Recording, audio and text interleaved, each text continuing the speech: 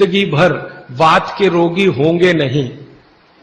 माने चूना वो बोलते हैं सबसे बेहतरीन वातनाशक औषधि है। मेथी का दाना तो है ही, चूना उससे थोड़ा 1 डिग्री ऊपर है। मेथी दाने से चूना सबसे अच्छी वातनाशक औषधि है। चूने के बारे में भागवत जी का बहुत रिसर्च है, बहुत रिसर्च है, और वो ये कहते हैं कि ये भगवान की दी हुई प्रचंड मात्रा में अद्भुत ऐसी चीज है जो आपके वात के सब रोगों को दूर करेगी। माने घुटने दुखते हैं, कमर दुखती है, कंधा दुखता है, चूना खाइए। फिर वो कहते हैं कि इतना ही नहीं, शरीर में कैल्शियम जो है ना, कैल्शियम ये एक घटक है, माइक्रो न्यूट्रिएंट इसको कह सकते हैं अंग्रेजी में, सूक्ष्म पोषक तत्व है। ये कैल्शियम के बारे में जो गंभीर बात है आज के विज्ञान के हिसाब से जो मैं कहना चाहता हूं, भागवत जी ने तो 3500 साल पहले कह दिया, आज का विज्ञान उसको प्रूव कर रहा है, कंफर्म कर रहा है। वो ये कि कैल्शियम की कमी अगर शरीर को है तो आपको 20 नहीं 50 बीमारियां आएंगी। कैल्शियम की कमी अगर है शरीर को तो 50 बीमारियां आएंगी। क्या क्या आ सकता है? हर तरह का दर्द आपको होगा, हर तरह का, मांसपेशियों का दर्द, हड्डियों का दर्द, सब तरह का। हड्डियों की जितनी विकृतियां हैं वो सब कैल्शियम की कमी से आएंगे। हड्डियों के जितने रोग हैं वो सब कैल्शियम की कमी से आएंगे। फिर वो कहते हैं कि रक्त के बहुत सारे रोग कैल्शियम की कमी से आते हैं, रक्त के रोग, खून की बीमारी। फिर वो कहते हैं कि बहुत सारे कफ के रोग कैल्शियम की कमी से आते हैं। तो कैल्शियम कम नहीं होने देना चाहिए। जो विज्ञान आज का कहता है, आधुनिक विज्ञान ये कहता है कि कैल्शियम वो माइक्रो न्यूट्रिएंट है, वो सूक्ष्म पोषक तत्व है जिसके शरीर में रहने पर ही दूसरे सूक्ष्म पोषक तत्व उपयोगी होते हैं। ये 12-15 साल का रिसर्च है, एक वाक्य में मैंने खत्म कर दिया। कैल्शियम की उपस्थिति में ही बाकी सभी सूक्ष्म पोषक तत्व उपयोगी होते हैं।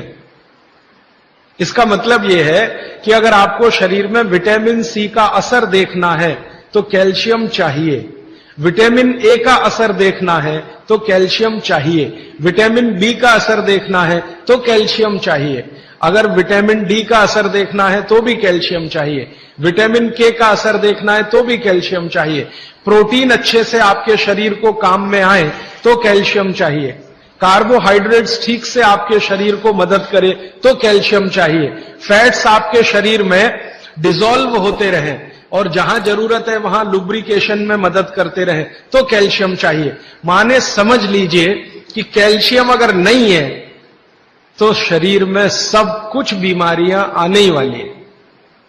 इसलिए कैल्शियम की उपलब्धता शरीर को होनी ही चाहिए। अब इसके बारे में भागवत जी कहते हैं, आधुनिक विज्ञान ने अभी प्रूव किया, भागवत जी पहले ही कह गए कि हमारे शरीर की 40 वर्ष की उम्र तक, 40 से 45 वर्ष की उम्र तक जो कुछ भी हम खा रहे हैं इसी में से हमको कैल्शियम मिलता रहता है।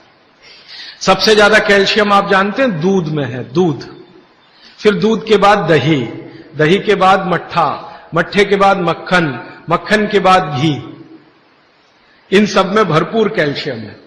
फिर आपने खाया संतरा, मौसम्मी, नारंगी, अंगूर, द्राक्ष, जो भी खट्टे फल, आम वगैरह वगैरह, सब में कैल्शियम भरपूर मात्रा में है। फिर सबसे ज्यादा कैल्शियम फलों में माना जाता केले में है। केला भरपूर खाना चाहिए क्योंकि कैल्शियम का सबसे बड़ा भंडार है और आसानी से हजम होता है। तो ऐसे जो फल हैं इनका जो कैल्शियम है ये 40-45 साल तक हमें आसानी से मिलता रहता है, क्योंकि शरीर की जो बायोकेमिस्ट्री है 40-45 साल तक एकदम दुरुस्त और तंदुरुस्त रहती है। जठर अग्नि भी तीव्र रहती है, बाकी सब फंक्शन ठीक है। लेकिन जैसे ही 45 की उम्र खत्म होती है, माताओं को यह बात विशेष रूप से कह रहा हूं, बहनों को, माताओं को, जैसे ही आपकी 45 की उम्र पूरी होती है और आपका मेंसेस साइकिल बंद होता है, मासिक धर्म आपका बंद होता है, उसी समय आपको कैल्शियम हजम होना कम होना शुरू होता है। आप कितना भी ये सब चीजें खाएं, केला भी खाएं, ये भी खाएं, लेकिन कैल्शियम उतना पूर्ति नहीं करता, क्योंकि कैल्शियम को शरीर में डाइजेस्ट कराने वाला जो हार्मोन है वो तभी तक आपको है जब तक आपकी मासिक चक्र की शुरुआत है।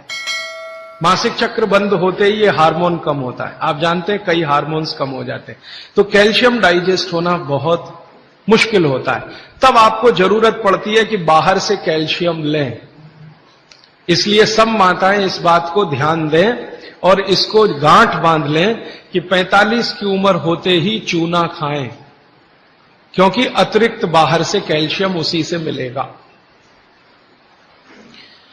चूना जरूर खाएं आप सबके लिए, और आपको भी है चूना खाएं, क्योंकि आपकी उम्र भी 45 की जब पूरी होगी तो ये जो कैल्शियम है वो आपके लिए पर्याप्त नहीं है, जो फलों से और सब्जियों से आ रहा है, कुछ अतिरिक्त चाहिए। और चूंकि बाकी सब माइक्रो न्यूट्रिएंट्स कैल्शियम की उपस्थिति में ही काम आएंगे, इसलिए इस पर ध्यान दीजिए। तो शायद इसलिए इस देश में एक परंपरा विकसित हुई है पान खाने की। ये पान खाने की परंपरा बहुत वैज्ञानिक है, बहुत ही वैज्ञानिक। जिसने भी शुरू की वो बागभट्ट का पक्का चेला रहा होगा, बहुत समझकर उसने ये शुरू की। और ये अद्भुत है। अद्भुत मैं इसलिए कह रहा हूं कि भारत की सब जातियों में उत्तर से दक्षिण, पूरब से पश्चिम ये परंपरा है। कहीं भी चले जाओ, आप सिक्किम में चले जाओ, अरुणाचल में चले जाओ, वो भी पान खाते हैं। और आप धुर दक्षिण में आ जाओ तो यहां भी है, उत्तर में चले जाओ, कहीं भी चले जाओ। तो ये पान खाना भारतीय सभ्यता का एक बहुत महत्वपूर्ण अंग है जो स्वास्थ्य से जुड़ा हुआ है। बस ध्यान इतना ही रखिए कि पान जो है चूने का ही खाना है। पान जो है चूने का ही खाना है। पान कभी भी कत्थे वाला ना खाएं, क्योंकि कत्था आपके लिए उतना उपयोगी नहीं है। कत्था स्वाद के लिए आप उपयोग करते हैं, चूना औषधि के लिए उपयोग करते हैं। ये बात मैं एक बार पहले भी कह चुका हूं, आज फिर से इसलिए कह रहा हूं कि कुछ नए चेहरे मैं देख रहा हूं।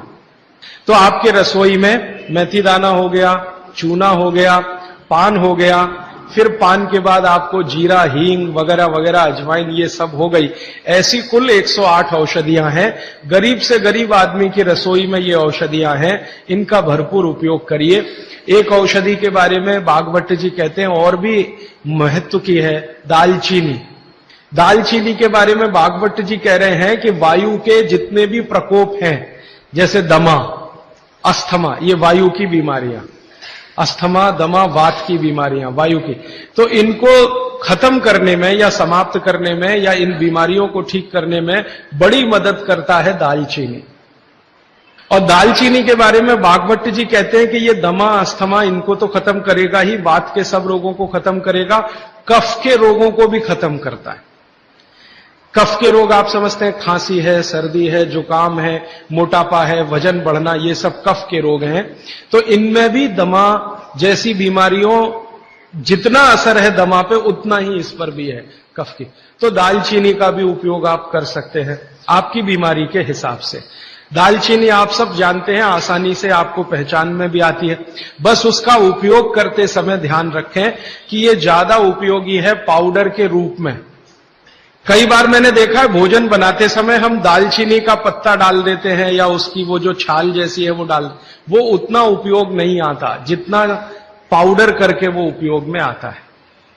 और दालचीनी के बारे में बागभट्ट जी कहते हैं कि इसको अगर उपयोग कर रहे हैं तो आप गुड़ के साथ इसको खूब घिसिए, रगड़िए, ऐसे ऐसे ऐसे ऐसे खूब अच्छे से गुड़ मिले, फिर खाइए, फिर पीछे से थोड़ा गर्म पानी पीजिए, अद्भुत परिणाम। और अगर आप शहद ले सकते हैं तो शहद के साथ तो इसका मर्दन एक शब्द उन्होंने इस्तेमाल किया, मर्दन माने घिसना, रगड़ना। तो वो कहते हैं कि खूब रगड़ करके, मर्दन करके शहद में ऐसे ऐसे ऐसे ऐसे 5-7 मिनट, फिर चाटिए और थोड़ा हल्का गुनगुना पानी पीजिए, तो आपके शरीर के कम से कम तो 50 रोग ये अकेला दालचीनी खत्म कर दे, कम से कम 50। कफ के रोग और वात के रोग। तो ऐसी बहुत सारी चीजें अपने रसोई में है।